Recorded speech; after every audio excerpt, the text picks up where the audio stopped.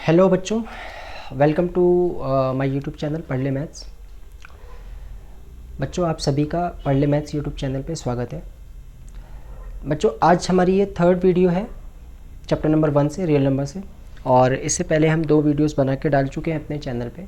तो अगर आप लोग नए जुड़े हैं हमारे साथ और आपने अभी तक हमारे चैनल की वीडियोस को नहीं देखा है तो हमारे चैनल पे जाके आप उसको देख सकते हैं, विज़िट कर सकते हैं, ठीक है।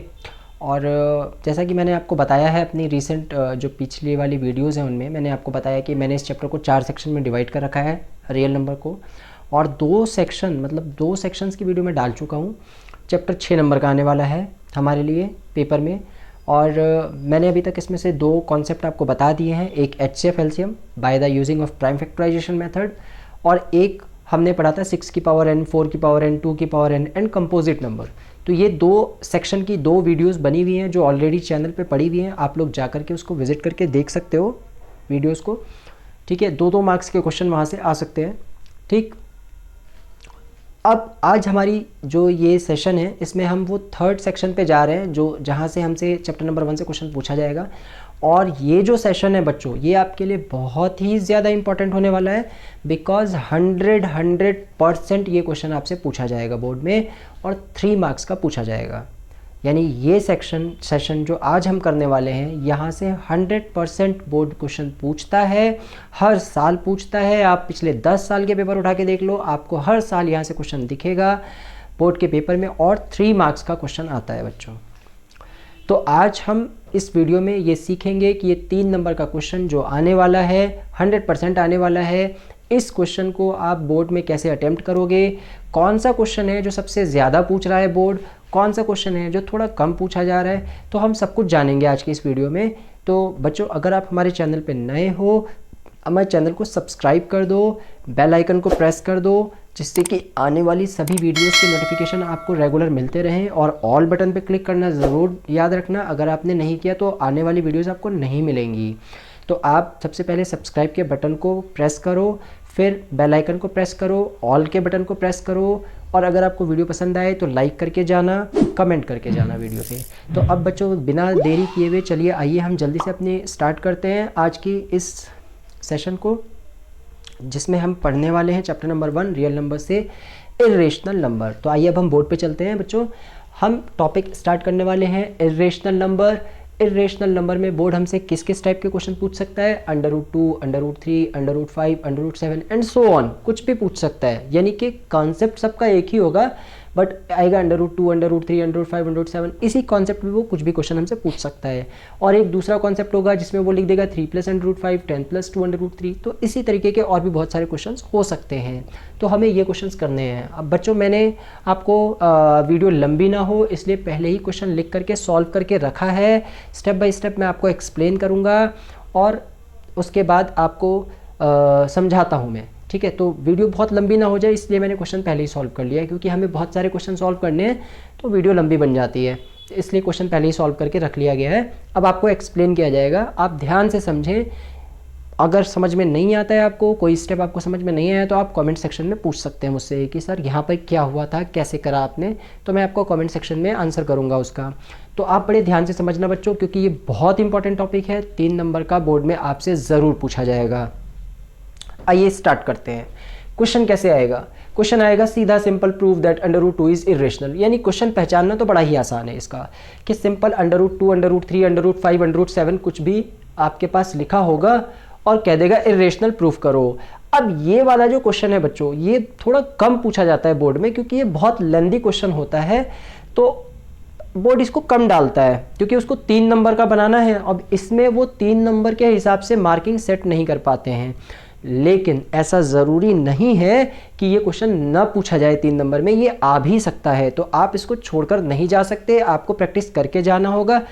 आपके लिए एक बेनिफिशियल बात या फ़ायदेमंद वाली बात ये है कि इस क्वेश्चन में अगर आपने सिर्फ एक क्वेश्चन को प्रैक्टिस कर लिया तो बाकी के क्वेश्चन उसी तरीके से होंगे। यानी आपको सिर्फ ये नंबर्स चेंज करने होंगे, अभी मैं करके दिखाऊंगा आपको। सिर्फ ये नंबर्स आपको चेंज करने होंगे और क्वेश्चन एज इट इज पूरा का पूरा कॉपी हो जाएगा। यानी एक क्वेश्चन की आपने प्रैक्टिस लगाई तो ये सारे के सारे क्वेश्चन आपके हो जाएंगे। ये एक बहुत अच्छी बात है इस क्वेश्चन की।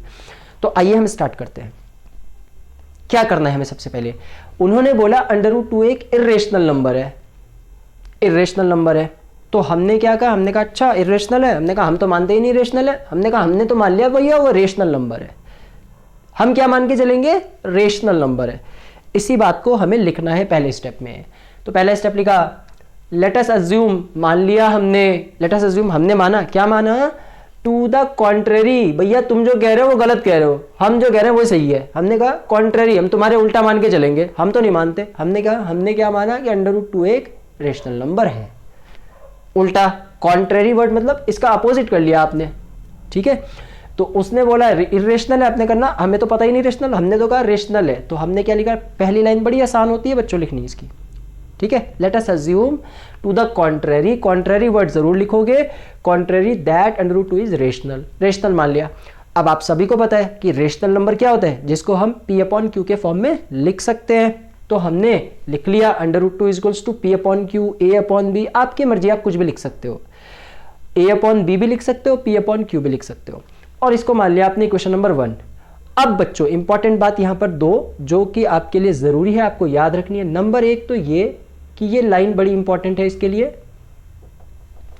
और दूसरी ये, अगर b की वैल्यू 0 नहीं होगी तभी ये कंडीशन फुलफिल होगी। अगर b की वैल्यू 0 हो गई तो ये पूरी ओवरऑल वैल्यू बनेगी ही नहीं कुछ। तो आपको ये बात लिखनी पड़ेगी कि b की वैल्यू 0 नहीं होनी चाहिए, नॉट इक्वल टू 0।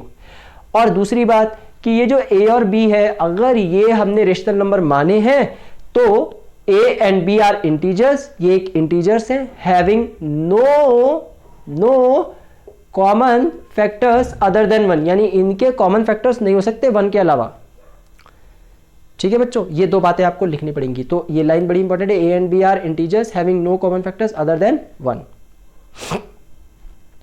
तो ये आपका पहला स्टेप कंप्लीट हो गया। अभी देखो इसको आप फर्स्ट स्टेप मान लोगे, स्टेप बाय स्टेप करना इस क्वेश्चन को, तभी आप कर पाओगे पेपर में, वरना आप अगर एक भी गड़बड़ भूल गए तो आप नहीं कर पाओगे। तो पहले स्टेप में आपको सिर्फ कितना याद रखना है? सिर्फ इतना याद रखना है कि आपने अज्यूम करना है contrary that √2 is rational, √2 = A/B ये लिखना है, b नॉट इक्वल टू 0 ये लिखना है, और फिर उसके बाद लिखना है a and b are integers having no common factor other than 1। खत्म, पहला स्टेप कंप्लीट हो गया। दूसरे स्टेप में क्या करना है? अब दूसरा स्टेप आसानी से याद रहेगा, क्या याद रखना है? स्क्वायर करना है, किसका? इक्वेशन नंबर 1 का। किधर? Both side. तो लिख दो squaring both side of equation number 1, कर दो स्क्वायर, इधर भी स्क्वायर कर दो, इधर भी स्क्वायर कर दो।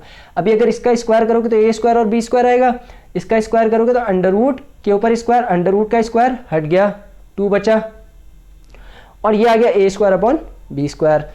2 के नीचे 1 बना दो, फ्रैक्शन का नंबर, और क्रॉस मल्टीप्लाई कर दो, 2 इधर 1 इधर, क्या आ गया?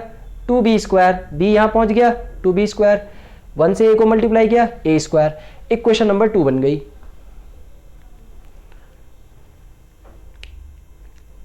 ये इक्वेशन नंबर 1, ये इक्वेशन नंबर 2, ठीक है। क्या किया आपने?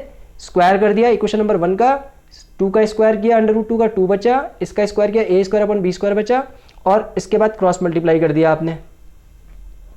अब यहां पर फिर ये दो लाइनें बड़ी इंपॉर्टेंट होती है, लिखनी है, सिंपल सी लाइनें हैं। देखो 2 जो है वो डिवाइड कर देगा a² को, आप देख पा रहे हो ना, 2 को अगर नीचे भेज दिया इसके आपने, ये लाइन अगर आपने ऐसे लिख दी b² = a² डिवाइडेड बाई 2, तो 2 डिवाइड हो जाएगा a² से। अब अगर मैं ये स्क्वायर से स्क्वायर भी हटा दूं तो मेरे पास कुछ ऐसे भी तो बच सकता है ना, b = a/2। तो इसलिए हमने ये दो बातें लिखी। क्या लिखा हमने? कि 2 जो है वो डिवाइड कर देगा a² को, और अगर a² को अगर डिवाइड कर सकता है तो भाई a को भी तो डिवाइड कर सकता है। तो 2 डिवाइडेड a, डिवाइड से a को भी डिवाइड कर देगा। ये हमारा स्टेप नंबर 2 यहाँ पे कंप्लीट हो गया। अब ये आपका क्या आ गया? Step number 3।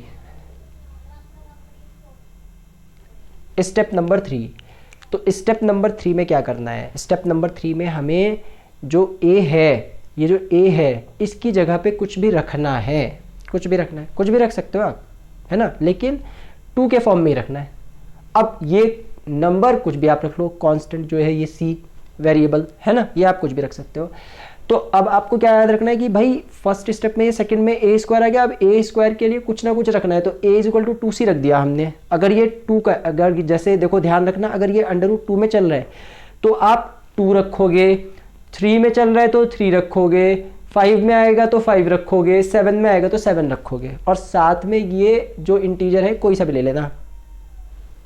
तो a is equal to 2c कर दिया हमने फॉर सम इंटीजर c, किसके लिए, किसी इंटीजर c के लिए। अब ये इंटीजर की वैल्यू आप कुछ भी ले सकते हो, लेकिन यहाँ तो आपको अकॉर्डिंग टू द क्वेश्चन ही लेना पड़ेगा, जो क्वेश्चन में वैल्यू होगी वही लेनी है। और इसको कहाँ कर दिया, इक्वेशन नंबर 2 में पुट कर दिया। ये इक्वेशन नंबर 2 है, इसको पहले हमने लिख लिया यहाँ पर 2b square is equal to a square. अभी a स्क्वायर की जगह कितना रख दिया 2c, तो 2c का स्क्वायर हो गया। 2c का स्क्वायर किया तो 2 2 ज़ा 4, 4c स्क्वायर हो गया। अब जरा देखना, ये 2 है और ये 4 है, कट गया, ठीक है ना, कट गया। तो b square is equal to कितना आ गया 2c स्क्वायर। अब जैसे यहाँ पर b square is equal to 2c square आया है, तो यहाँ पर 2b square is equal to a square आया था। तो आपने यहाँ पर a की बात तो कर ली, अब यहाँ किसकी करोगे, b की बात करोगे। तो बिल्कुल यही वाली लाइन उठा के यहाँ पे कॉपी कर दो। 2 डिवाइड्स b स्क्वायर की जगह a स्क्वायर की जगह b square and 2 divides b, copy कर दो ये लाइन उठा के वहाँ पे, ठीक है। तो क्या किया आपने थर्ड स्टेप में, आपने इस a स्क्वायर की जगह 2c रखा, 2c का स्क्वायर किया, 4c स्क्वायर आ गया, तो b square equals to 2c square बचा, और फिर आपने लिख दिया 2 डिवाइड्स बाय b स्क्वायर, तो 2 डिवाइड्स बाय b। 3 स्टेप हो गए आपके। चौथे नंबर स्टेप में आपको क्या करना है, ये स्टेटमेंट लिखनी है, और ये स्टेटमेंट आपको बिल्कुल प्रैक्टिस करके याद कर लेनी है ढंग से, क्योंकि ये स्टेटमेंट बच्चे अक्सर हमने देखा है स्कूल में जब कॉपीज चेक होती है तो हम देखते हैं कि यहाँ पर बच्चे गड़बड़ कर जाते हैं, वो ध्यान नहीं रख पाते, स्टेटमेंट गलत लिख जाते हैं। तो ये स्टेटमेंट आपको बड़े ही आसानी के साथ याद होगी, मैं बता रहा हूँ, ध्यान से देखते रहना कैसे कैसे याद होगी। देखो सबसे पहली चीज़ क्या देखनी है आपको कि यहाँ भी 2 आया और यहाँ भी 2 आया, दोनों ही जगह 2 आया ना हमारे पास, तो 2 इसके साथ भी आ रहा है, यानी 2 से आप b को भी डिवाइड कर पा रहे हो और 2 से आप a को भी डिवाइड कर पा रहे हो। तो ये जो पहली वाली स्टेटमेंट है इसमें क्या लिखा आपने, 2 इज अ कॉमन फैक्टर। 2 क्या हो गया, एक कॉमन फैक्टर, किस किस का, a और b का। तो पहली लाइन देखो, याद रटने की जरूरत नहीं होती, क्वेश्चन को प्रैक्टिस करने की भी जरूरत नहीं है, सिर्फ ध्यान रखना है। क्या ध्यान रखना है कि भैया 2 यहाँ भी आया है, 2 यहाँ भी आया है, तो 2 तो एक कॉमन फैक्टर हो गया, किसके लिए, a और b के लिए, 2 कॉमन फैक्टर हो गया। लेकिन जैसे ही हमने ये लाइन लिखी कि 2 एक कॉमन फैक्टर हो गया, तो अब जरा यहाँ आ जाओ, आपने एज्यूम क्या किया है, आपने तो ये एज्यूम किया है कि कॉमन फैक्टर तो केवल 1 ही हो सकता है, 1 के अलावा कोई होगा ही नहीं, अदर देन 1 हो ही नहीं सकता। तो आपका 2 कैसे आ गया, इसका मतलब जो हमने कॉन्ट्रडिक्शन मानी थी वो गलत हो गई हमारी। तो अब हम लिखेंगे बट जब 2 हमारा एक कॉमन फैक्टर बन गया, but this contradicts the fact. अब ये लाइन बड़ी इंपॉर्टेंट है, इसी लाइन के नंबर है सारे इस क्वेश्चन में, कि जैसे आपने लिख दिया 2 इज अ कॉमन फैक्टर, तो और 2 कॉमन फैक्टर हो ही नहीं सकता, क्योंकि आपने तो कहा कि अदर देन 1 होगा ही नहीं, तो 2 तो यहाँ पे कॉमन फैक्टर बनेगा ही नहीं ना, लेकिन बन रहा है अकॉर्डिंग टू क्वेश्चन तो बन रहा है, बट होना नहीं चाहिए, क्योंकि हमने तो इसको मान लिया था कि ये तो भैया एक तरीके से रेशनल नंबर है।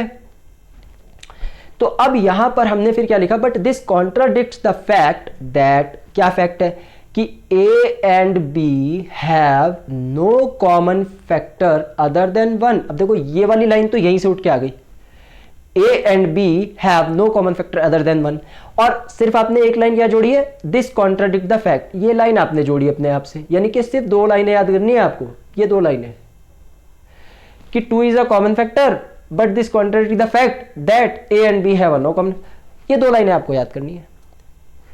और लास्ट में क्या लिख दिया, then our assumption is wrong, hence √2 is a irrational number.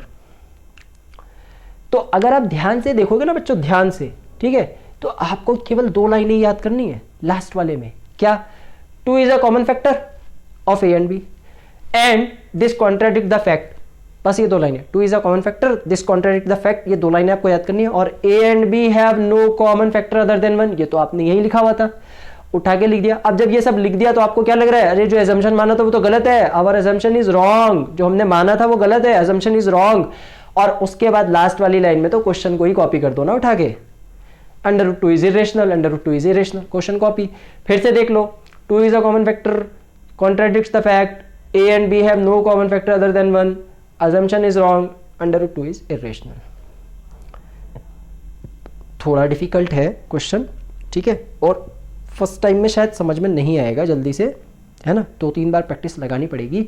एक बार और समझाता हूँ मैं फिर से, अगर अभी समझ में नहीं आया है एक बार और देखो ध्यान से, आपको समझ में आ जाएगा। और उसके बाद इसकी कम से कम 3 बार 4 बार 5 बार 10 बार जितनी ज़्यादा आप प्रैक्टिस लगाओगे, सिर्फ एक इसी की प्रैक्टिस लगा लो, बाकी सारे हो जाएंगे। अभी इसके बाद बताऊँगा मैं कैसे होंगे। फिर से देख लो एक बार अगर नहीं समझ में आया तो। क्या कहता है, पहले हमें लिया √2 इज़ इरेशनल, हमने मान लिया एज्यूम टू द कॉन्ट्ररी, इसका उल्टा मान लिया कि √2 तो एक रेशनल नंबर है, और हमने रेशनल नंबर के लिए a/b लिख दिया, p/q भी लिख सकते हैं। इक्वेशन 1 मान ली। अब जैसे ही हमने a और b लिखा तो हमने एक स्टेटमेंट लिखा कि भाई b 0 यहाँ पे नहीं होगा, और दूसरा स्टेटमेंट क्या लिखा कि a और b तो इंटीजर्स हैं, अगर इंटीजर्स हैं तो having no common factor other than 1, तो उनके कॉमन फैक्टर 1 से अदर नहीं हो सकते, अदर देन 1 नहीं होंगे। ठीक है, ये हमारा पहला स्टेटमेंट कंप्लीट हो गया, फर्स्ट स्टेप कंप्लीट हो गया। सेकंड स्टेप में आए, सेकंड स्टेप में क्या याद रखना है कि स्क्वायर करना है दोनों साइड का इक्वेशन नंबर 1 का। इक्वेशन नंबर 1 का दोनों साइड स्क्वायर कर दो। √2 का स्क्वायर कर दिया आपने, इधर भी स्क्वायर किया, a² बना, √2 का स्क्वायर हट गया, 2 बचा, नीचे आपने 1 मान लिया, फ्रैक्शन बनाया इसको, a² हो गया, क्रॉस मल्टीप्लाई किया, b ऊपर चला गया, 2b², 1 इधर चला गया, a²। अब यहां से ये 2 लाइनें लिखनी है। ये लाइनें क्या है, 2 डिवाइड्स बाय a², क्योंकि a² के नीचे 2 आ जाएगा, देखो मैंने यहाँ पे करके दिखाया है, b² = a²/2, 2 डिवाइड कर रहा है a² को। अब अगर a² को डिवाइड कर रहा है तो a को भी तो करेगा, यही दो बातें हमने यहाँ लिख दी, 2 divides a², 2 divides a। Step number 2 complete हो गया। 3 पे जाते हैं। 3 में क्या याद रखना है कि भैया इस a² के लिए कुछ ना कुछ लिखना है, इधर के लिए नहीं लिखना, इधर के लिए a², तो हमने क्या लिख दिया 2c। अब ये 2 कहां से लिया, ये वाला 2 ले लिया हमने, 2c। अब 2c पुट कर दिया हमने क्वेश्चन नंबर 2 में, तो 2b² = a², ये हमारी क्वेश्चन नंबर 2 हो गई, ये वाली यहाँ लिख लिया हमने, और a की जगह 2c² रख दिया, 2 2 जा 4 c², 2 2 जा 4, तो हमारे पास आ गया b² = 2c²। इक्वेशन नंबर 3 बन गई। अब जैसे यहाँ इक्वेशन 2 में लिखा था तो यहाँ भी लिख लो, तो यहाँ किसके लिए लिखोगे, यहाँ b के लिए लिखोगे। ठीक है, तो 2 divides by b², then 2 is also divide by b, ये लिख लिया आपने, खत्म। और ये लास्ट वाला स्टेप मैंने अभी समझाया था, फिर से समझ लो। 2 यहाँ भी है, 2 यहाँ भी है, तो 2 is a common factor of a and b, 2 common factor हो गया a और b का। लेकिन हम क्या मान के आए थे कि कॉमन फैक्टर तो सिर्फ 1 हो सकता है, यहाँ तो 2 आ गया, तो हमारा एजम्पशन गलत हो गया, कॉन्ट्राडिक्शन गलत हो गया। तो हमने क्या लिखा, दिस कॉन्ट्राडिक्ट्स द फैक्ट, इसने कॉन्ट्राडिक्ट कर दिया, गलत कर दिया हमारे फैक्ट को, इस 2 ने आके गलत कर दिया हमारे फैक्ट को। This contradict the fact that a and b have no common factor other than 1, 1 से अदर हो नहीं सकता था, लेकिन यहाँ तो हो गया, 2 आ गया, तो नहीं हो सकता था, तो ये हो गया, तो इसीलिए हमने कहा our assumption is wrong and √2 is irrational number। तो ये बच्चों क्वेश्चन आपका हो गया कंप्लीट √2 का। अगर समझ में नहीं आया है मुझे कमेंट में बता दो कि क्या समझ में नहीं आया, कौन सा स्टेप समझ में नहीं आया। समझ में आ गया तो भी कमेंट में बता दो कि सर हमें समझ में आ गया। अब बच्चों हो सकता है कि आपके पास √2 की जगह यहाँ पर और भी कोई नंबर आ जाए, कोई भी नंबर आ सकता है, तो ज़रा देखते कि अगर वो नंबर आया तो हम क्या करेंगे। मैंने √7 ले लिया, अब अगर मैंने 7 का बताया तो वैसे ही आप 5 का कर लेना, वैसे ही आप 11 का कर लेना। देखो 7 आया तो हमने क्या किया, यहाँ पर क्या कर दिया, बस 7 कर दिया, यहाँ पे भी क्या कर दिया 7। अब बताओ मैंने यहाँ से यहाँ तक कुछ चेंज किया क्या, कुछ भी नहीं चेंज किया, सिर्फ नंबर चेंज किया। ठीक है, अभी नीचे आ जाओ, जब स्क्वायर करोगे तो यहां किसका स्क्वायर हो जाएगा, 7 का। अभी 7 का स्क्वायर यहां आएगा कितना, 49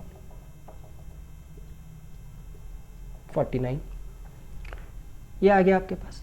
अब यहां जब आप लिखोगे तो यहां क्या लिखना पड़ेगा, ठीक है भाई 7 का स्क्वायर किया तो 49 है ना। अभी देखो यहाँ पे क्या 2 डिवाइड कर रहा है क्या, अब यहाँ पे डिवाइड कौन कर रहा है, 49 डिवाइड कर रहा है ना, तो आप यहाँ क्या लिखोगे 49।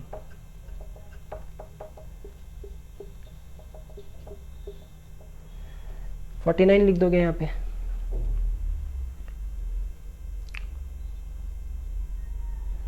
एक मिनट, गलत हो गया बच्चों, 49 नहीं आएगा, ये तो हमारे पास 7 बच जाएगा ना, यहाँ भी तो करना पड़ेगा हमें, 7 बच जाएगा, √7 हट जाएगा, 7 बच जाएगा, तो यहाँ पे क्या बचेगा हमारे पास 7 ही बचेगा, तो ये भी क्या बचेगा 7, ये भी क्या बचेगा 7। हमने मिस्टेक क्या कर रही थी, हमने यहाँ पे स्क्वायर कर दिया, स्क्वायर नहीं करना है, √7 है ना, तो स्क्वायर से तो √ हट जाएगा, तो 7 बचेगा। और यहाँ पे जब क्रॉस मल्टीप्लाई करेंगे तो भी 7 ही आएगा। तो देखो यहाँ भी 7 आएगा, यहाँ भी 7, यहाँ भी 7, यानी कहीं पर भी चेंज नहीं होने वाला, सब जगह 7 7 ही आएगा। लेकिन जब आप ए स्क्वायर की वैल्यू यहाँ रखने जाओगे तो ये कितना हो जाएगा 7, और जैसे ये यहाँ पुट करोगे आप 7 तो यहाँ भी हो जाएगा 7 और यहाँ भी हो जाएगा 7, तो ये हो जाएगा आपके पास 49, और फिर आप 7 से इसको कट करोगे तो ये 7, तो यहाँ आ जाएगा 7,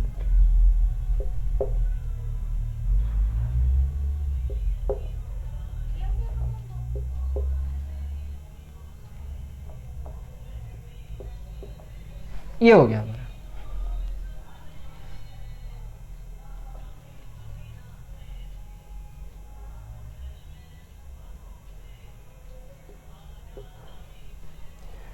ये हो गया बच्चों। तो आप अगर देखोगे ना तो मैंने क्या किया, सिर्फ जहाँ जहाँ 2 था वहाँ 2 हटा के 7 कर दिया। देखो यहाँ 7 हो गया, यहाँ भी 7 हो गया, यहाँ भी 7 7 7 7 7 7 7 7 7 7 7, सभी जगह 7 आएगा बच्चों। यानी आपने जैसे अगर √2 वाला तैयार कर लिया ना तो बस उसकी जगह आपने क्या कर देना, सब जगह 7 7 7 कर देना है। लेकिन सिर्फ एक जगह चेंज होगा, वो यहाँ जब आप यहाँ पे ए की जगह पे 7C रखोगे तो यहाँ 49 आ जाएगा, और फिर वो भी दोबारा से कट के 7 ही बन जाएगा, क्योंकि ये 7 कट कर देगा उसको, 7 7 जा 49। तो एक जगह सिर्फ आपका चेंज होगा, वो यहाँ पर चेंज होगा। अब अगर आपने यहाँ 11 लिया तो 11 का यहाँ पे स्क्वायर कर देना, 121 आ जाएगा, फिर कट के दोबारा से 11 ही आ जाएगा। 5 लिया तो यहाँ पे 5 का स्क्वायर कर देना, 25 आ जाएगा, फिर से कट के वापस से 5 आ जाएगा। तो ये क्वेश्चन इस तरीके से आपका होने वाला है। तो आपने अगर एक क्वेश्चन की प्रैक्टिस लगा ली तो सारे के सारे आपसे हो जाएंगे, कोई भी आ जाए आप कर जाओगे। एक टाइप का क्वेश्चन बच्चों हमने कर लिया। अब हम दूसरे टाइप्स के देखते हैं क्वेश्चन, जो कि ज़्यादा चांसेस है कि वही पूछे जाएंगे बोर्ड में। इसके कम चांसेस हैं, लेकिन आप छोड़ के नहीं जा सकते, आपको तैयार करके जाना पड़ेगा। अब हम जो उम्मीद है जो ज़्यादा क्वेश्चन पूछा जाएगा वो हमसे ये वाला कॉन्सेप्ट पे पूछा जाने वाला है। आगे हम इसी क्वेश्चन को करने वाले हैं। ओके बच्चों, तो अब हम आगे मूव करते हैं। एक क्वेश्चन मैंने आपको करा दिया √2 वाला, और उसके जैसे और क्वेश्चंस मैंने आपको समझा दिए, √3 √5 √7 ये सब कैसे होने वाले हैं। अब हम इससे आगे की तरफ मूव करते हैं। तो अब हम क्वेश्चन करने वाले हैं वो जो सबसे ज़्यादा इंपॉर्टेंट है आप लोगों के लिए, √3 + √5 10 + 2 √3। इस टाइप के क्वेश्चंस बहुत ज़्यादा इंपॉर्टेंट है बच्चों, क्योंकि ये 3 नंबर में बोर्ड में आते ही आते हैं। ये क्वेश्चंस 100% आ सकते हैं, 99% चांस है कि ये क्वेश्चंस रहेंगे ही रहेंगे, और √2 √3 वाले भी आ सकते हैं, लेकिन इनके चांसेस ज़्यादा होते हैं बच्चों आने के, क्योंकि ये बहुत ही शॉर्ट क्वेश्चंस होते हैं, 3 स्टेप हो जाते हैं, और 3 स्टेप में होने की वजह से बोर्ड इनको ज़्यादा प्रेफर करता है, क्योंकि इनका लेंथ थोड़ा शॉर्ट होता है, और एक एक नंबर में वो 3 आपके मार्किंग स्टेप रख देता है। अगर आपने यहाँ तक क्वेश्चन सॉल्व किया 1 नंबर मिल जाएगा, यहाँ तक किया 2 नंबर मिल जाएंगे, और ये पूरा कर दिया तो 3 नंबर मिल जाएंगे। यानी स्टेप मार्किंग होती है इसमें, इतना करने पे 1, इतना करने पे 2, इतना करने पे 3, 1 नंबर 1 नंबर 1 नंबर। तो इसलिए बच्चों ज़्यादा चांसेस हैं ये वाला क्वेश्चन पूछे जाने के, और मैं भी आपको ये कहूँगा कि आप इस क्वेश्चन की बहुत ज़्यादा प्रैक्टिस लगाओ। तो आइए अब हम स्टार्ट करते हैं। देखो इसमें बहुत टाइप के क्वेश्चन बन सकते हैं। मैं आपको फिर सिर्फ यहाँ पे 2 क्वेश्चन कराने वाला हूँ एग्जाम्पल के तौर पर, और इसी एक क्वेश्चन से मैं अभी आपको और बहुत सारे क्वेश्चन बना करके दिखाऊंगा कैसे बनेंगे। पहले हम इस वाले क्वेश्चन को समझते हैं, फिर इस क्वेश्चन से और कौन से क्वेश्चंस बन सकते हैं वो भी बताऊंगा। आपको पूरा का पूरा स्टेप ये रखना होगा, सिर्फ थोड़ा बहुत चेंज करना होगा, अभी हम देखेंगे। पहले हम इस क्वेश्चन को स्टार्ट करते हैं।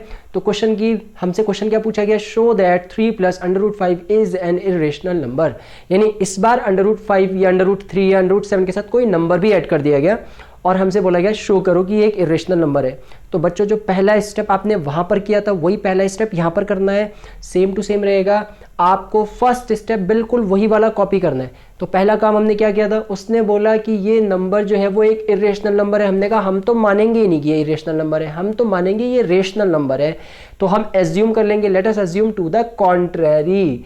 हम कॉन्ट्रेरी एज्यूम करेंगे, इसका क्या, इसका अपोजिट, कि this number 3 + √5 is a rational number, ये एक रेशनल नंबर है। हमने इसका कॉन्ट्रेरी एज्यूम कर लिया, assume to the contrary 3 + √5 is an rational number. अब जैसे ही रेशनल नंबर एज्यूम किया तो 3 + √5 लिखेंगे is equal to a/b। Rational number p/q भी लिख सकते हैं, आपकी चॉइस है। a/b लिखोगे आप, इसको आप इक्वेशन नंबर 1 बोलोगे। अब हमें इस इक्वेशन के लिखते ही दो स्टेटमेंट याद रखनी है कि b नॉट इक्वल टू 0 होगा, एंड दूसरी स्टेटमेंट क्या होगी, a and b are integers having no common factor, इनके कॉमन फैक्टर अदर देन 1 नहीं होंगे। अगर हमने इसको रेशनल नंबर बोल दिया, a और b मान लिया, तो इनके common factor, no common factor, कोई कॉमन फैक्टर नहीं हो सकता अदर देन 1, 1 के अलावा कोई कॉमन फैक्टर होगा ही नहीं इसका। ठीक है, ये हमने दोनों स्टेटमेंट याद रखनी है। ये फर्स्ट स्टेप कंप्लीट हो गया, वहां भी यही किया था आपने, यहां भी आपने यही किया। अब इसके आगे बढ़ते हैं। इसके आगे हम क्या करेंगे, फ्रॉम इक्वेशन नंबर 1, हम इस इक्वेशन नंबर 1 का इस्तेमाल करेंगे और इसको हम यहाँ पे लिखेंगे दोबारा से इक्वेशन नंबर 1 को। तो 3 + √5 = a अपॉन b, ये आपने लिख लेना है। अब बच्चों क्या करना है, यहाँ पे सिर्फ ये 2 लाइन है। क्या करोगे आप, अंडर रूट जिधर भी होगा, अंडर रूट वाला टर्म जिधर भी होगा उसको फिक्स कर देना है, अंडर रूट को मूव नहीं कराना है। अगर ये प्लस का है तो, प्लस का नहीं है तो सिर्फ आप अंडर रूट वाले को पहले मूव कराओ। ठीक है, तो ये प्लस का है, फिक्स कर दो वहीं पे। तो अब जब ये मूव ही नहीं करेगा तो मूव कौन करेगा, 3। तो 3 के यहाँ कहाँ से मूव करेगा, यहाँ से आएगा और इधर की तरफ आ जाएगा, तो a अपॉन b की साइड आएगा। अब चूंकि वो इधर से इधर जा रहा है तो इधर तो उसके पास पॉजिटिव साइन था, इधर आके नेगेटिव साइन हो जाएगा। तो वही हमने यहाँ पर लिख लिया, पहले लिखा √5, फिर लिखा a अपॉन b। अब हम किसको मूव कराना चाहते हैं, 3 को, तो उसे हाइड कर लो, तो बच जाएगा √5 = a अपॉन b, लिख लो √5 = a अपॉन b, और 3 इधर आके माइनस का हो गया। अब यहाँ पर हमें क्या दिख रहा है, एलसीएम, तो 1 बना लिया अपनी तरफ से और एलसीएम ले लिया, तो b कहाँ मूव कर जाएगा, इसके साथ क्रॉस मल्टीप्लाई हो जाएगा, a - 3b अपॉन b, ये आपके पास आ गया। इसको आप बोल दो इक्वेशन नंबर 2।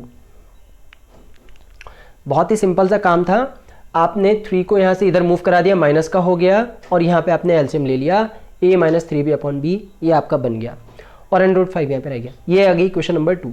खत्म हो गया बच्चों आपका काम, बस इतना ही काम था। अब ये स्टेटमेंट कैसे लिखोगे, कैसे याद करोगे, समझ लो यहाँ पर ध्यान से, यही स्टेटमेंट इंपॉर्टेंट है।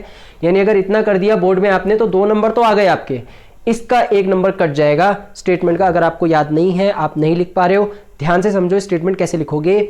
बहुत ही आसान है, a और b क्या मान के आए हम, रेशनल नंबर। तो अगर a और b इंटीजर है तभी तो रेशनल नंबर है, तो हमने पहला स्टेटमेंट लिया गया a and b are integer, क्योंकि a और b तो इंटीजर है। तो अगर a और b इंटीजर है तो ये पूरा का पूरा जो नंबर है ये एक रेशनल नंबर है, ये एक रेशनल नंबर है। अब अगर ये नंबर रेशनल है तो इसके बगल वाला भी क्या हो जाएगा, रेशनल हो जाएगा। फिर से समझ लो, ये 2 लाइनें ही इंपॉर्टेंट है। a और b एक इंटीजर है, अगर ये इंटीजर है तो ये पूरा का पूरा नंबर एक रेशनल नंबर बन गया, और जब ये रेशनल नंबर बन गया तो अगर ये रेशनल नंबर होगा तो ये भी तो रेशनल नंबर ही होगा। एग्जाम्पल के तौर पर अगर इधर 4 लिख दिया मैंने, और लेकिन इधर लिखा है 2 + 2, या चलो 4 की जगह 5 कर लो, इधर लिख दिया 2 + 3, तो ये 5 और ये दोनों तो इक्वली हो गए ना, क्योंकि दोनों रेशनल नंबर। लेकिन अगर मैंने गलती से इधर लिख दिया -2 + 3, तब ये नहीं होंगे इक्वल। ठीक है, तो उस केस में इक्वल नहीं होंगे, लेकिन अगर ये माइनस नहीं होगा तो ये इक्वल हो जाएंगे। ठीक है, तो इसी तरीके से हम यहां पर सॉरी इसी तरीके से हम यहां पर ये देख रहे हैं कि चूंकि ये नंबर एक रेशनल नंबर है तो ये भी एक रेशनल नंबर होगा, ये दोनों एक रेशनल नंबर बन जाएंगे। तो हमने लिख दिया a and b are integer, then this number is rational and √5 is also rational. √5 क्या हो जाएगा, एक रेशनल नंबर हो जाएगा। लेकिन जैसे ही हमने लिखा कि ये एक रेशनल नंबर होगा तो इसने क्या कर दिया, कॉन्ट्राडिक्ट कर दिया अजम्पशन को। अजम्पशन क्या है कि √5 तो एक रेशनल नंबर है, हमें पता है, हम प्रूफ करके आए इससे पीछे वाले क्वेश्चन में। √2, √3, √5, √7, √11 ये सारे के सारे इरेशनल है, लेकिन हम क्या कहने की कोशिश कर रहे हैं कि भैया ये तो एक रेशनल नंबर है, लेकिन ऐसा पॉसिबल नहीं है। तो इन 2 लाइनों के तुरंत बाद आपका कॉन्ट्राडिक्शन वाला पार्ट स्टार्ट हो जाएगा। आप लिखोगे but this contradict the fact that √5 is irrational number. √5 तो एक इरेशनल नंबर है। सो अब इससे क्या पता चला, जो हम मान के आ रहे हैं वो सारा का सारा गलत है। तो हमें क्या लिखना है, आवर assumption इज रॉन्ग, हमारा assumption ही गलत हो गया, तो this number is irrational number. अब क्वेश्चन लिखो, हेंस 3 + √5 इज इरेशनल। बच्चों ये क्वेश्चन बहुत आसान है क्योंकि इसके स्टेप कम है, सिर्फ और सिर्फ आपको थोड़ी सी मेहनत करनी है। 2-3 बार अगर आपने प्रैक्टिस करी तो ये क्वेश्चन आसानी के साथ समझ में आएगा। एक बार फिर से बता रहा हूँ मैं, अगर किसी को अभी तक समझ में नहीं आया है वो फिर से एक बार देख ले। Let us assume to the contrary, आप सबसे पहले कॉन्ट्रेरी मानोगे इस नंबर को, this is a rational number. इन्होंने लिखा इरेशनल, कॉन्ट्रेरी लिखते ही आप कर दोगे रेशनल।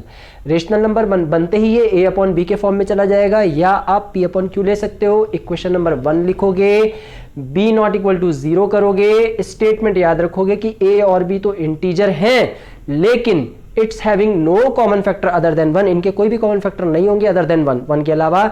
और उसके बाद आप इक्वेशन नंबर 1 को वापस से लिखोगे, लिखने के बाद अंडर रूट वाले को फिक्स करोगे, अंडर रूट के बगल वाले टर्म को मूव कराओगे, ये इधर आ जाएगा, इधर आएगा तो a अपॉन बी -3 बनेगा। एलसीएम लोगे, b का एलसीएम लोगे, a माइनस बी यहां मूव कर जाएगा, a minus 3b upon B, ये आपके पास आ जाएगा इक्वेशन नंबर 2।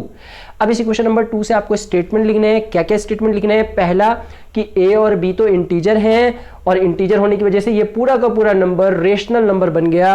अगर ये रेशनल है तो √5 भी रेशनल हो गया, √5 is also rational, but this contradict the fact that √5 is irrational. लेकिन इसने तो गलत साबित कर दिया, √5 तो एक इरेशनल नंबर है। सो हम लिखेंगे our assumption is wrong and hence 3 plus √5 is irrational number. तो लास्ट में लिख देंगे कि एक इरेशनल नंबर है। बच्चों 2-3 बार प्रैक्टिस लगाना इस क्वेश्चन की। अगर अभी भी समझ में नहीं आया है तो अभी मैं एक और क्वेश्चन यहाँ पे सॉल्व करूंगा, उससे आप लोग प्रैक्टिस करना मेरे साथ साथ। और फिलहाल हम ये देखते हैं कि अगर ये क्वेश्चन नहीं आया तो इसके और कौन से क्वेश्चन आ सकते हैं। अभी जरा ध्यान से देखना बच्चों आप लोग मेरे साथ साथ। देखो अगर हमारे पास 3 प्लस √5 नहीं आया तो क्या आ सकता है? 3 माइनस √5, यानी कि इसी का सेकेंड पार्ट। इसी अगर ये क्वेश्चन नहीं आया तो इसकी जगह ये आ जाएगा। तो अगर ये आया क्वेश्चन आपके पास पेपर में तो आप क्या करोगे? ये वाला स्टेप, ये वाला स्टेप, ये वाला स्टेप बिल्कुल सेम रहेगा, कोई चेंज नहीं आएगा। सिर्फ चेंज कहाँ आएगा? यहाँ पर, यहाँ पर और यहाँ पर, बस ये चेंज होने वाला है। वही मैं आपको यहाँ पे सिखाने वाला हूँ कि आपके पास अगर इसकी प्रैक्टिस है तो आप इसके जैसे कोई से भी क्वेश्चन कर सकते हो बोर्ड में, बिल्कुल भी डरने की जरूरत नहीं है। सारे के सारे क्वेश्चन सॉल्व होंगे आपसे और बिल्कुल करेक्ट सॉल्व होंगे। तो आपके लिए इंपॉर्टेंट क्या है? इस पहली वाली ये 2 लाइनों को या समझ के प्रैक्टिस कर लो, इन 2 लाइनों को समझ के प्रैक्टिस कर लो, और ये स्टेप्स अपने कॉन्सेप्ट जो है वो अपने दिमाग में फीड कर लो कि भाई ये तो लिखना ही है। अब ये जो मैथमेटिकल एक्सप्रेशन है जो चेंज होगा उसमें क्या करना है? तो देखो क्वेश्चन आएगा 3 प्लस √5 की जगह 3 माइनस √5, तो आप इसको सबसे पहले एज्यूम करोगे a अपॉन बी। उसके बाद मैंने आपको बोला कि जो भी अंडर रूट वाला टर्म है अगर वो माइनस का आएगा, अगर वो माइनस का आएगा तो उसको 1 टाइम मूव कराना है, 1 टाइम। इसको मूव करा दो यहाँ से यहाँ, तो 3 is equal to a by b plus √5। और अब ध्यान क्या रखना है कि जैसे ही अंडर रूट वाला प्लस का हो गया फिक्स कर दो, ये फिक्स, अब ये कहीं भी मूव नहीं करेगा। अब इसको कभी कहीं भी इधर उधर हमें भेजना ही नहीं है। यानी अगर अंडर रूट वाला पहले से ही प्लस का है, देखो पहले से ही प्लस का है तो यहीं पे फिक्स कर दिया, यहीं पे फिक्स, भेजा ही नहीं हमने। लेकिन अगर माइनस का है तो एक बार मूव करा दिया ताकि वो प्लस में चला जाए, प्लस का हो गया, फिक्स कर दिया। अब मूव कौन करेगा बच्चों? ये मूव करेगा। तो ये जब इधर आएगा तो 3 तो पहले से ही लिखा हुआ है यहां पर, और ये जब इधर आएगा तो माइनस का हो गया, और इधर से चला गया तो यहां केवल कौन बच गया? √5। अब चूंकि यहां पर नंबर नहीं है तो हमने इसको फ्रैक्शन बना लिया। एलसीएम ले लो, एलसीएम क्या आ गया? 1 × b, दोनों एलसीएम में आ गए। तो अब ये देखो, ये एलसीएम, अभी अगर किसी को एलसीएम लेना नहीं आ रहा है यहाँ पर तो वो एलसीएम भी सीख ले, बहुत ही आसान है। कैसे लेगा? वो नीचे के दोनों नंबरों को एलसीएम में यहाँ लिख देगा, बहुत ही आसान एलसीएम। और उसके बाद क्या करना? क्रॉस मल्टीप्लाई कर देना बच्चों। इसको यहाँ मल्टीप्लाई कर दो, इसको यहाँ मल्टीप्लाई कर दो, और इसको यहाँ मल्टीप्लाई कर दो। बहुत ही सिंपल है एलसीएम।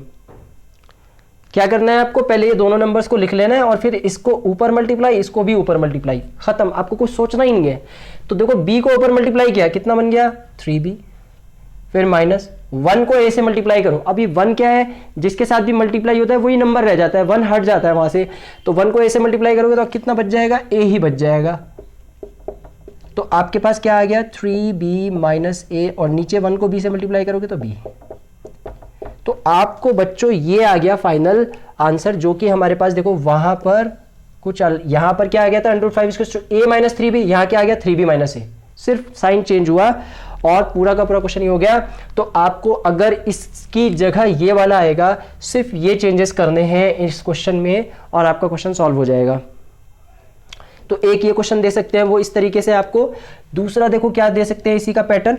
दूसरे पैटर्न में वो आपको क्या दे सकते हैं बच्चों, दूसरे पैटर्न में अब वो आपको ये दे सकते हैं क्वेश्चन में कि वो √5 को पहले लिख देंगे और यहाँ माइनस कर देंगे, बस इतना। 5 को पहले लिख दिया, 3 को बाद में लिख दिया। अभी क्या करोगे, फिर से a/b लेट करोगे इसको। अब हमने तो दिख रहा है कि √5 प्लस का है, तो जब प्लस का है तो ये क्या हो गया, ये तो फिक्स हो गया क्योंकि ये तो प्लस का है, इसको तो मूव कराना ही नहीं। तो ये तो फिक्स हो गया, तो मूव कौन करेगा, 3 मूव करेगा। और 3 जब मूव करेगा तो ये तो इधर माइनस का है, उधर जाके ये प्लस का हो जाएगा। और अब हम क्या करेंगे, अब हम ये देखेंगे कि एलसीएम लेना है हमें, तो हमने एलसीएम ले लिया b × 1। अब जैसे ही एलसीएम लिया तो क्रॉस मल्टीप्लाई करेंगे, 1 इधर जाएगा, b इधर जाएगा। तो 1 जब इधर जाएगा तो 1 × a तो a ही हो गया, और b इधर गया तो 3b हो गया। तो हमारे पास क्या आ गया, √5 = a + 3b divided by b, ये आ गया हमारे पास बच्चों।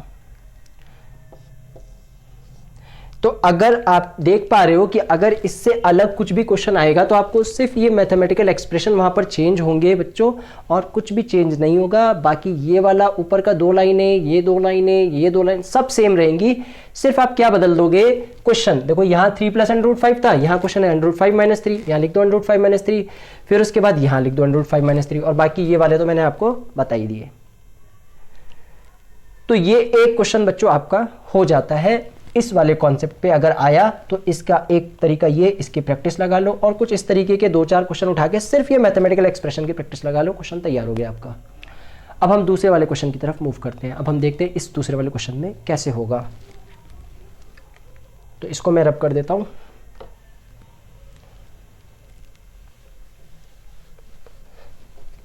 ठीक है, तो अब हम देखते हैं बच्चों ये दूसरे वाला क्वेश्चन। अब हम ये दूसरे वाला क्वेश्चन देखते हैं कि ये कैसे होगा, बिल्कुल इसी के जैसे होगा। आप लोग ध्यान से देखो, पहले मैं कर देता हूँ फिर मैं आपको समझाता हूँ। तो अब हम इस दूसरे वाले को देखते हैं कि ये कैसे होने वाला है। तो देखो इसमें हमने क्या किया बच्चों, फिर से यही अपने स्टेप लिख लेने हैं। क्वेश्चन हमें दिया है कि 10 + 2 √3 इज एन इरेशनल नंबर। हम फिर से लिखेंगे let us assume to the contrary. हमने एज्यूम कर लिया इसका कॉन्ट्रेरी क्या, कि 10 + 2 √3 इज अ रेशनल नंबर। ये एक रेशनल नंबर है। अच्छा बच्चों, इससे पहले मैं आपको ये बताना चाहता हूँ कि ये तो क्वेश्चन खैर मैं सॉल्व कर ही रहा हूँ आप लोगों के लिए, बट आप ये देखो कि जैसे इसके अलग अलग पार्ट्स आपने देखे, ऐसे इसके ज़रा पार्ट देख लो पहले, क्योंकि फिर बोर्ड भर जाएगा तो हम समझ नहीं पाएंगे। इसके भी ज़रा पार्ट देख लो बच्चों। तो अगर मान लेते हैं ये 10 + 2 √3 नहीं आया तो क्या आएगा, 10 - 2 √3 आएगा, है ना। जो 2-3 तरीके से ये पूछा जा सकता है, और वो अभी आप समझ लो, यहाँ पर 10 - 2 √3 आएगा। या इसकी जगह कुछ और आ सकता है, अभी 2 √3 की जगह √5 आ सकता है, √7 आ सकता है, √11 आ सकता है, 2 की जगह 5 आ सकता है, 10 आ सकता है, कुछ भी आ सकता है बच्चों। तो आपको तो सिर्फ एक ही स्टेप प्रैक्टिस करना है। इसकी वैल्यू क्या हो गई, a/b, क्योंकि आपने इसको एज्यूम कर लिया है। अब आपको मैंने क्या बताया था, अगर अंडर माइनस में है तो अंडर को एक बार मूव कराओगे।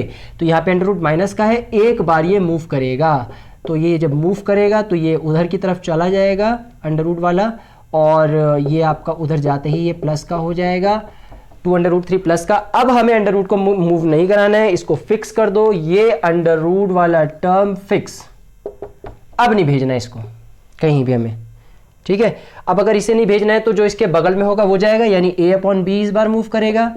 तो a/b इधर आके किसका हो गया, माइनस का हो गया, क्योंकि यहाँ प्लस का था तो ये यहाँ से इधर गया, माइनस का हो गया। अभी यहाँ पे फिर से क्या लेना है, एलसीएम। एलसीएम लेना मैंने आपको सिखा दिया कि आप क्या करोगे, 1 और b को लिखोगे। अब इसको ऊपर की तरफ, इसको ऊपर क्रॉस मल्टीप्लाई कर दो, ठीक है। तो b यहाँ आ गया, डायरेक्ट लिख दो, 10b हो गया, a × 1 डायरेक्ट लिख दो, a हो गया, ये आ गया 2 √3। तो अब इसको अगर हम और सही से करके लिखे तो हमारे पास आ जाता है 10b - a/b = 2 √3। देखो बच्चों, यहाँ तक तो बड़े आसानी से पहुँच जाओगे आप। यहाँ आकर के आपको ये याद रखना है कि अंडर रूट के बगल में कुछ भी नहीं होना चाहिए। अगर 2 है तो यहाँ भेज दो, और अगर मान लेते हैं 1/2 हुआ, अगर यहाँ पे 1/2 होगा तो ऊपर भेज देना, यानी अगर इसके नीचे कुछ फ्रैक्शन में आ गया तो यहाँ भेज देना, इसके साथ मल्टीप्लाई कर देना, और अगर ये होगा तो नीचे भेज देना। √3 के पास कुछ भी नहीं होना चाहिए, तो ये नीचे आ जाएगा, तो ये हो जाएगा 10b माइनस का a/2b इज इक्वल टू √3। ये हो गया आपका। सिर्फ यही मैथमेटिकल एक्सप्रेशन बच्चों हमें चेंज करना पड़ेगा, अगर उन्होंने इसकी जगह ये क्वेश्चन दिया हमें तो इतना ही चेंज करना पड़ेगा। तो आप क्या करोगे, एक बार सिर्फ मूव कराओगे, प्लस हो जाएगा, फिक्स कर दोगे, इसको भेजोगे, माइनस हो जाएगा, बाकी एलसीएम लोगे, एलसीएम लेके आंसर आएगा, फिर ये बगल में जो 2 होगा इसको इधर भेज देना। अब दूसरा और क्या पूछ सकते हैं वो आपसे क्या कर देंगे, 2 की जगह यहाँ पे लिख देंगे आपके पास 7 यहाँ लिख देंगे √5, और यहाँ लिख देंगे माइनस के यहाँ पे लिख देते हैं हम, चलो 4, ऐसे लिख दिया उन्होंने। तो अभी क्या कर दिया उन्होंने, ये नंबर, अब ये नंबर यहाँ भी दे सकते हैं, वो यहाँ भी दे सकते हैं, यहाँ भी दे सकते हैं, माइनस कर दिया उन्होंने, ठीक है। और इधर क्या कर दिया, a/b आपने लेट कर लिया। अब क्या करोगे, अब ये तो भैया प्लस का है, इसको मूव ही नहीं कराना है, यहीं पे छोड़ देना है, तो किसको मूव कराओगे, इस 4 को, ये 4 मूव करेगा, तो क्या बन जाएगा 7/5 is equal to a/b plus 4। 7/5 is equal to a, LCM ले लो यहाँ पर, एलसीएम, तो ये 1 हो गया, तो एलसीएम कितना आ गया, b × 1, और साथ में मैंने क्या बताया, क्रॉस मल्टीप्लाई कर दो, ये 1 इधर, ये b इधर, तो अगर आप देखोगे तो 1 × a तो a हो जाएगा, और b × 4 भी हो जाएगा आपके पास, तो 7/5 is equal to a plus 4b divided by b, ये बचेगा आपके पास। अब जो ये 7 है बच्चों, तो हमने अभी क्या देखा कि यहाँ पे कुछ भी नहीं होना चाहिए, इसको कहाँ भेज देंगे, इसको नीचे भेज देंगे। तो जैसे ये नीचे आएगा तो हमारे पास कितना आ जाएगा, a plus 4b divided by 7b, ये हमारे पास फाइनल आंसर आ जाएगा। तो इस तरीके से बच्चों आपके पास वो अलग क्वेश्चंस जो दे सकते हैं, जो मैंने आपको बताया, मैंने आपको यही सिखाया बच्चों, बहुत ही आसान, कि अगर आपने एक ये प्रैक्टिस लगा लिया और एक जो मैं ये वाला आप कराऊंगा, आप कोई भी क्वेश्चन कर जाओगे, 3 नंबर आपके पक्के हो गए बोर्ड में। सिर्फ ये 3 स्टेप याद कर लो और ये थोड़े से प्रैक्टिस लगा लो कि भाई अगर थोड़ा सा उन्होंने बदल के दे दिया तो आप मैथमेटिकली उसको कैसे सॉल्व करोगे। तो ये देखो, इस क्वेश्चन से अलग वो कुछ इस तरीके के क्वेश्चन दे सकते हैं, वैल्यूज बदल सकती है, लेकिन आपको मैथमेटिकली उसको कैसे सॉल्व करना है, बस ये चीज़ का प्रैक्टिस लगा लो। और स्टेटमेंट तो यही रहेगी यहाँ भी। अब मैं ये जो क्वेश्चन दिया हुआ है इसको सॉल्व करता हूँ, तो ये मैंने आपको बता दिया, आप लोग इसको अपने पास नोट डाउन कर लेना। और आपने अगर ये 2 क्वेश्चन की प्रैक्टिस लगा ली, आप किसी भी तरीके का क्वेश्चन बोर्ड के द्वारा दिया गया कर जाओगे और 3 नंबर आपके फाइनल फुल आएंगे, एक भी नंबर नहीं कट सकता। तो अब जरा इस क्वेश्चन को जल्दी से सॉल्व कर लेते हैं, क्योंकि वीडियो बहुत लंबी हो जाएगी, बहुत लंबी हो गई होगी मुझे लगता है बच्चों। तो आप लोग जल्दी से देख लो, क्वेश्चन कंप्लीट हो जाएगा फटाफट, ज़्यादा टाइम अब नहीं लगेगा। तो हमने मान लिया, let us assume to the contrary this is a rational number. अगर ये रेशनल नंबर है तो हम क्या लिखेंगे, 10 + 2 √3 इज इक्वल टू a/b। और ये हमारी क्वेश्चन नंबर 1 बन जाएगी, जहाँ पे हम लिख देंगे where b is not equal to 0, ये हमने लिख देना है। और ये हमारी क्वेश्चन नंबर 1 बन जाएगी। अब यहाँ पे ये बन गई हमारी क्वेश्चन नंबर 1। अब हमें क्या लिखना है, अपना वही वाला स्टेटमेंट कि a and b are integers, a and b are integers having no common factors other than 1, यानी 1 से अलावा इनके कोई भी कॉमन फैक्टर नहीं हो सकते हैं। तो हम फ्रॉम इक्वेशन नंबर 1 से देखेंगे कि इक्वेशन नंबर 1 से हम क्या करने वाले हैं। तो हमने देखा कि जो हमारे पास इक्वेशन नंबर 1 है वो एक्चुअल में कुछ ये है। तो हम इसको कैसे चेंज करेंगे, अंडर रूट वाले को यहीं पर फिक्स रहने देंगे। तो हमारे पास बचेगा 2√3 और हमारे पास उधर की तरफ कौन मूव हो रहा है, 10 मूव हो रहा है। तो अब हम क्या कर सकते हैं, 2√3 है, अभी मैंने आपको सारा एलसीएम वेलसीएम लेना सिखा दिया, मैं डायरेक्ट लिख रहा हूँ यहाँ पे 10b/b, ये बचेगा आपके पास बच्चों।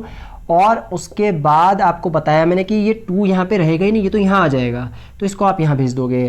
तो आपके पास फाइनल जो आंसर आएगा बच्चों वो कुछ ये आएगा, √3 is equal to a - 10b divided by 2b। √3 equals to a - 10b, √3 equals to a - 10b divided by 2b। ये है बच्चों आपके पास आ गई इक्वेशन नंबर 2। ठीक है जी। अब ये स्टेप जो है सब अभी मैंने आपको सिखा दिए, कैसे होंगे आप लोग कर लेना वहाँ से। अब इसके बाद स्टेटमेंट, तो अब स्टेटमेंट में क्या लिखेंगे, वही since a and b are integers then, अब अगर ये इंटीजर्स है बच्चों तो ये जो नंबर है ये a माइनस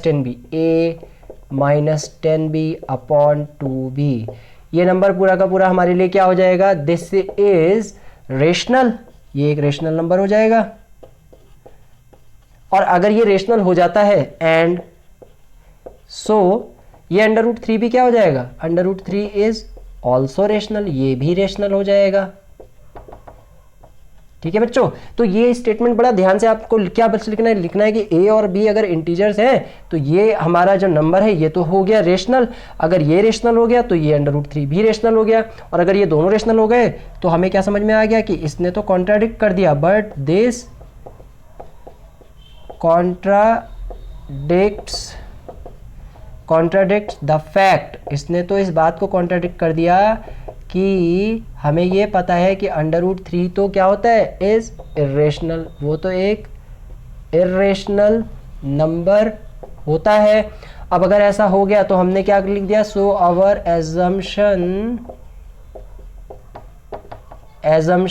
इज रॉन्ग, हमारा एजम्पशन क्या हो गया बच्चों, गलत हो गया। और जैसे ही गलत हुआ तो हमें क्या पता लग गया कि जो क्वेश्चन उन्होंने दे रखा है 10 + 2 √3 यानी 10 + 2 √3 वो क्या है, इज इर्रेशनल, वो तो इर्रेशनल ही है। तो ये प्रूफ हो गया हमारा। फिर से देख लो एक बार, हमने सबसे पहले एज्यूम किया, क्या एज्यूम किया कि कॉन्ट्रेरी एज्यूम किया किसका, 10 + 2 √3 का, कि ये एक रेशनल नंबर है, और हमने इसको P/Q के फॉर्म में A/B लिख दिया, इक्वेशन नंबर 1 मान लिया। फिर हमने कहा कि B ≠ 0, B 0 नहीं हो सकता, क्योंकि अगर B 0 हो गया तो ये नंबर रेशनल नंबर होगा ही नहीं। फिर हमने इक्वेशन क्या लिखी कि A और B हमारे अगर इंटीजर होंगे तो इनके कॉमन फैक्टर A 1 के अलावा नहीं हो सकते, 1 ही होगा कॉमन फैक्टर। उसके बाद हमने क्या लिखा, इक्वेशन नंबर 1 को दोबारा से लिखा और थोड़ा सॉल्व करने की कोशिश करी, 2 √3 को यहीं पर फिक्स कर दिया, इसको कहीं भी मूव नहीं कराया, 10 को यहाँ से मूव करा दिया इधर, 10 इधर जाके हो गया माइनस का। उसके बाद हमने यहाँ पे एलसीएम ले लिया, क्रॉस मल्टीप्लाई किया और इस 2 को यहाँ से उठा के भेज दिया यहाँ, तो हमारे पास ये कुछ आ गया। उसके बाद हमने क्या लिखा कि ए और बी अगर इंटीजर हैं तो ये पूरा का पूरा नंबर ही क्या हो जाएगा, एक रेशनल नंबर बन जाएगा, और अगर ये रेशनल नंबर बनेगा तो √3 भी क्या हो जाएगा, एक रेशनल नंबर हो जाएगा। लेकिन बट दिस कॉन्ट्राडिक्ट्स, ये तो कॉन्ट्राडिक्ट्स कर रहा है, क्यों, क्योंकि हमें तो पता है कि √3 क्या होता है, एक इर्रेशनल होता है, तो इसका मतलब हमारा एजम्पशन ही क्या हो गया है बच्चों, गलत हो गया है, और उसके बाद इसका मतलब ये नंबर जो है वो एक इर्रेशनल नंबर है। तो ये बच्चों आपका पूरा का पूरा कॉन्सेप्ट यहाँ पे कंप्लीट होता है। आपको मैंने इस टाइप का क्वेश्चन करा दिया, इससे और कौन से क्वेश्चन बन सकते हैं वो बता दिया, इस टाइप का क्वेश्चन करा दिया, कौन से क्वेश्चन बन सकते हैं सब बता दिया मैंने। मुझे लगता है कि आपको समझ में आ जाना चाहिए। अगर अभी भी आपको समझ में नहीं आया है तो आपको बहुत प्रैक्टिस लगानी पड़ेगी, क्योंकि ये क्वेश्चन बोर्ड में ज़रूर आएगा 3 नंबर का। आप लोग अच्छे से प्रैक्टिस लगाओ, कमेंट सेक्शन में जाओ और मुझे बताओ कि क्या आपको आज की वीडियो क्लास अच्छी लगी, आपको समझ में आया या नहीं समझ में आया। अगर समझ में नहीं आया तो कहाँ पे फंस रहे हो वो भी मैसेज करो मुझे कमेंट में। समझ में आ गया तो भी मैसेज करके जाओ कि आपको समझ में आया है आज का वीडियो। और अगर आपको मेरी वीडियो पसंद आई हो तो मेरी वीडियो पे लाइक करके जाओ, कमेंट करके जाओ, मेरे वीडियो को शेयर करो ज़्यादा से ज़्यादा अपने फ्रेंड सर्किल में, उनके पास भी पहुंचनी चाहिए ये वीडियो। 3 नंबर का क्वेश्चन आने वाला है, चैनल को सब्सक्राइब कर दो, बेल आइकन को प्रेस कर दो और ऑल के बटन को ज़रूर प्रेस करना याद से, ताकि अगली वीडियो आप तक पहुँच जाए। ठीक है बच्चों, तो आज का सेशन हमारा यहीं पे एंड होता है इस वीडियो का। अब जो नेक्स्ट सेक्शन आएगा इस वीडियो का लास्ट सेशन होगा वो इस चैप्टर नंबर 1 का, और उसमें मैं आपको वर्ड प्रॉब्लम कराने वाला हूँ। यानी चैप्टर नंबर 1 से कौन कौन सी टाइप की वर्ड प्रॉब्लम पूछी जाएगी वो मैं आपको लास्ट सेशन में कराने वाला हूँ। उसके बाद हमारा चैप्टर नंबर 1 कंप्लीट हो जाएगा। 6 नंबर का ये चैप्टर बोर्ड में आने वाला है। तो बच्चों ये वीडियो बहुत लंबी हो गई होगी मुझे लगता है, तो आप लोग मेरे साथ इतनी देर तक जुड़े रहे उसके लिए आपका बहुत बहुत थैंक यू। तो अब हम वीडियो को एंड कर रहे हैं। तो बच्चों thank you for watching our YouTube channel Parle Maths।